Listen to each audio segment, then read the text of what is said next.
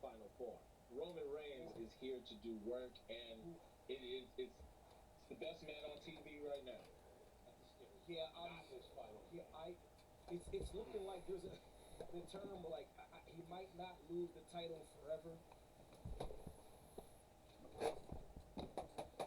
What's up, everyone? WrestleMania Night 2 reaction time just ended. They got the post show on. See, on Peacock.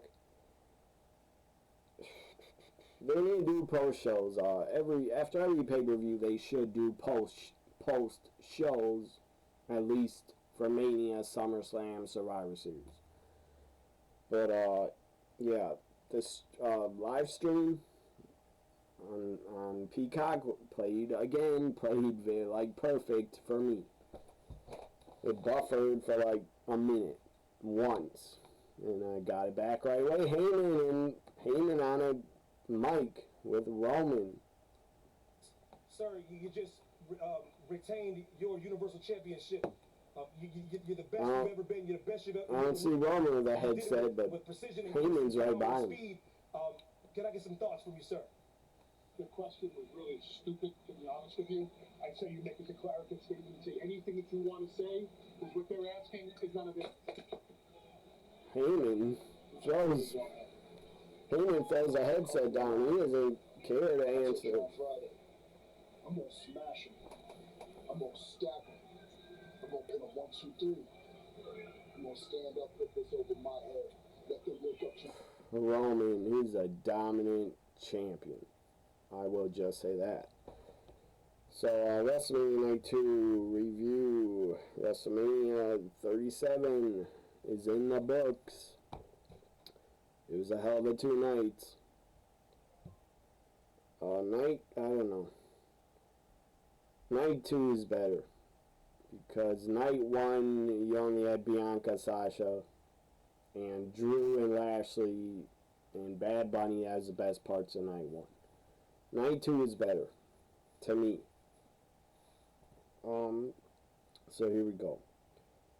Up first on night 2. Let me just get every single result, because I have to think about it by heart. I'm going to just read them.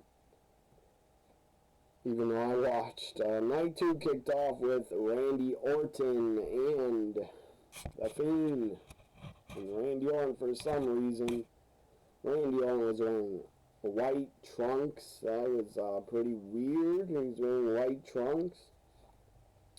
But whatever. Don't got a problem with it. And I guess, I don't like how this looks, I guess Orton was a heel. I guess he was a heel. Who the hell knows? But he kind of is acting like a babyface to me. How is Athena a babyface? Because he's burned alive, I guess. How's Alexa a babyface? I don't see them as babyfaces.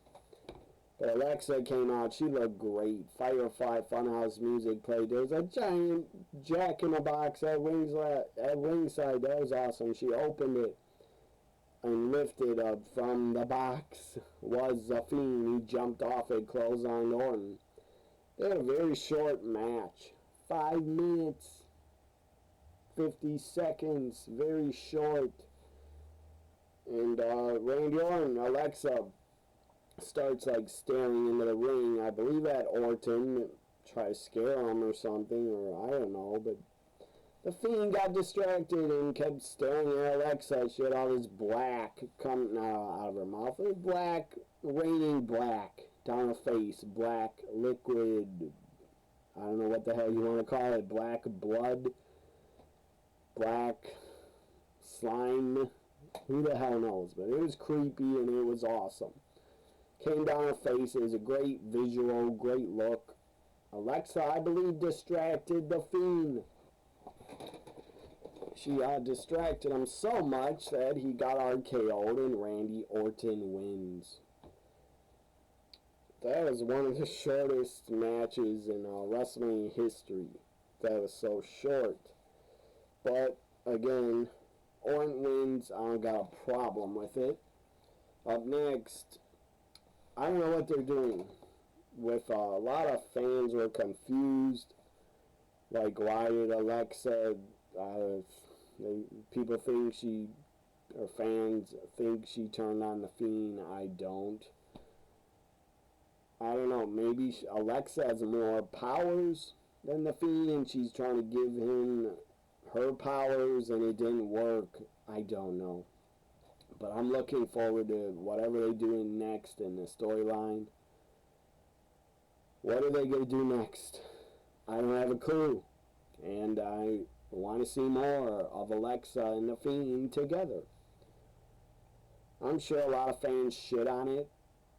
What happened with Alexa Black coming down her face and Fiend losing, but I liked it. I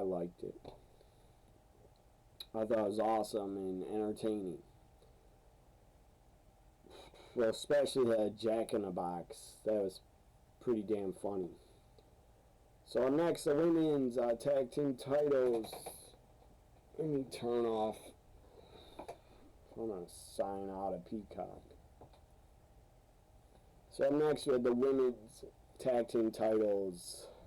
Natalya and Tamina were challenging Nia Hole and Shayna Baszler. I want Shayna away from Nia so badly. Get her the fuck away from Nia. Please, get her away from Nia. It was a good tag match. Nia, for some reason, started trying to decide she's going to act like a badass. She's yelling at Tamina and King Kong. You're about as big as King Kong, and you're probably way more. And King Kong would probably be a better wrestler than you, by the way, Nia, because you can't wrestle. And then she yelled at Tamina, you ain't shit, and called her a bitch. And Peacock, I think, WWE tried to bleep it, or Peacock, and they didn't. That was pretty funny. I don't know why you would have to bleep curse words for a pay-per-view. Like, what the fuck? Everybody hears curse words every day. If it offends you, well, you're weak if you get offended by curse words. So anyways, Nia Jax and Shayna win and retain. Bad decision. I would have booked Tamina and Natalya to win. They were on fire. They looked like a strong team. They were booked pretty good since Friday SmackDown. They looked like badasses that legit could win. And they lose. Stupid. So, and still women's tag champs, Nia Hole and Shayna. Up next, Kevin Owens versus Sami Zayn. This was only 9 minutes. Felt longer. But I don't know why it was so short. Maybe because they did other stuff. Like 2 entrance performances for Big E and Rhea Ripley. And like 2 or 3 backstage segments. So Kevin Owens defeats Sami Zayn. They had a really good match. I will never get tired of these 2 guys. They're great in the ring. They have great chemistry. Logan Paul, that's for you. I don't know why the fuck you're famous. You're nobody. You're not famous. I don't care if he's YouTube famous. To me, he's a nobody. He's not famous. He's not a late night talk show host. He's not a movie star. He's a nobody. He's a fucking nobody. He's not famous. I see famous people. I think of Brad Pitt, Tom Hanks, Angelina Jolie, Margaret Robbie, Gal Gadot. Those are famous people, not fucking losers that are talentless like Logan Paul. So, F him. Kevin Owens wins, by the way. And it was a good match. And then after it, Logan Paul raised Kevin Owens' hand. He looked at his hand like, why the fuck did you touch me, you disgusting scumbag, piece of shit. And then he stunners him. That was That was great. Stunner for the scumbag Logan Paul. Up next, Sheamus and Matt Riddle for the U.S. title backstage. Oh my God, my mind was blown. RVD with Matt Riddle in a backstage segment. Oh my God, I needed to see this. It was so great. RVD's like Matt Riddle's long lost father. How they talk and stuff. It was pretty epic. RVD starts talking about he's got papers if you want to roll something. That was hilarious. Great Khali was there too. And Matt Riddle is trying to talk to Khali, and Khali looked like, what the fuck are you smoking? What are you on? I don't know what you're saying. So, Sheamus and Matt Riddle was good. 10 minutes. Sheamus beat the hell out of him, and Sheamus wins is your new U.S. champion. That's awesome. Sheamus has had a great year. Great year. I thought he might retire in like 1 or 2 years, but he looks so good, he should keep going and going. Up next, the Raw Women's title, or up next, Intercontinental title. The Nigerian drum match. It was basically a street fight. It only went 6 minutes. Holy fuck. That is short. That is so short. I did miss some of it. I went to get drinks and food, but whatever. I didn't think it was that short. I was gone like 5 or 10 minutes from watching. And when I came back, it was still on, but I didn't think it was only 6 minutes, 50 seconds. And the guy Daba that was in Raw Underground, he debuted on the main roster again. He shows up and helps Apollo. He's like his bodyguard, I guess. And Apollo Crews wins the Intercontinental title. That's awesome. Good for him. I'm happy for him. Why does WWE always have their talent in their hometown lose? What the hell? Big E's from Tampa. Rhea Ripley challenging Asuka for the Raw Women's title. It was pretty damn good. 13 minutes, 30 seconds. I wanted Asuka to win and retain. But Rhea Ripley wins with the Riptide for the 1, 2, 3. I don't got a problem with it. I like Rhea Ripley. I just like Asuka more. Rhea will be a great champion. She is the future of the women's division. Just like Bianca Belair is. And guess what? Think about this. You had Bianca and Rhea, the final 2 in the Women's Rumble. Look at them now. They're both champions at WrestleMania. That's great. Awesome booking.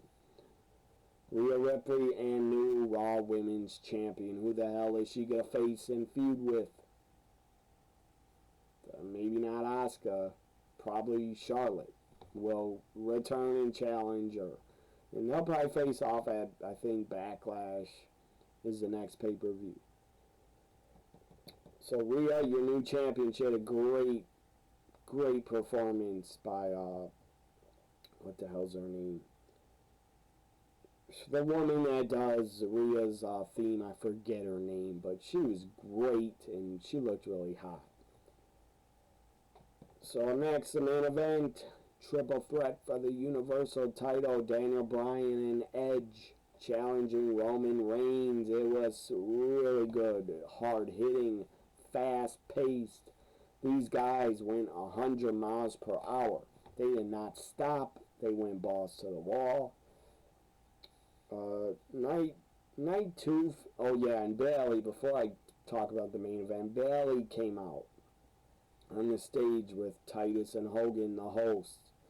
She interrupted him, said, "Put off my pyro. I'm here. Give me pyro." They put off her pyro. No Becky Lynch. That's surprising. They could have Becky return easily. Just put Becky on Bayley's talk show. Poor Bayley didn't get to wrestle. That sucks. Poor Peyton Royce. did not get a match, and maybe other women, but Peyton Royce and Bayley should have had matches.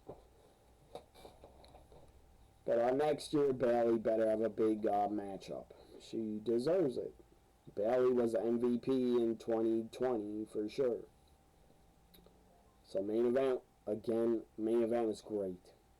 It was so good. It was fast-paced. It was hard-hitting. They kept Roman out of the ring for like forever. They kept him out of the ring. Will not let him back in. Will not let him come in. They just kept kicking on baseball slides, knocking him out of the ring. Because if Daniel or Edge pinned each other, they'd be champion without defeating Roman. Jey Uso helped a lot. Got taken out twice by Edge and then interfered again. Concerto to Daniel Bryan. He was out cold.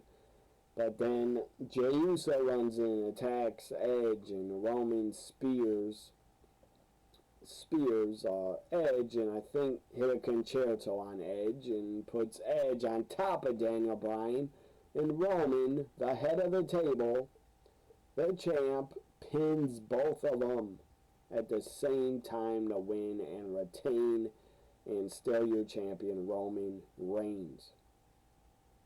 Pretty innovative, good finish that he pinned both guys.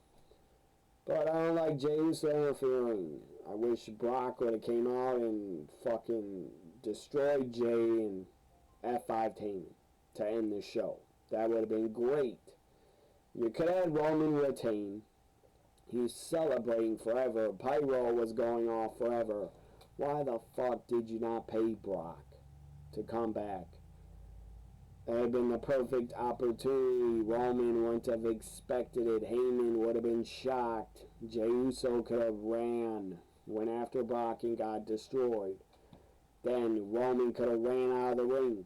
Heyman could have been left with Brock. Heyman would have went down. This is just what I would have fantasy booked. Heyman could have went down on his knees begging, I'm with you, Brock. You're my advocate before him. Screw Roman. I'm with you. And then Brock could have helped him up and like patted him on the shoulder, hugged him. And then Heyman could have tried to like turn away, and Brock grabbed his hand, pulled him back at 5-10. That would have been perfect, a perfect end to WrestleMania, but still is very good. Very good night too. My grade is, last night I gave it an A-. Night 2's an A+. A+ for the triple threat, for Rhea Ripley winning, Kevin Owens, Sami Zayn tore it up, Apollo's a new champion, Sheamus is a new champion, and I liked Randy Orton and The Fiend. I liked the black shit coming down Alexa's face. I thought that was entertaining and good. So like, comment, share, subscribe. WrestleMania 37 is in the books. Bye for now, everybody.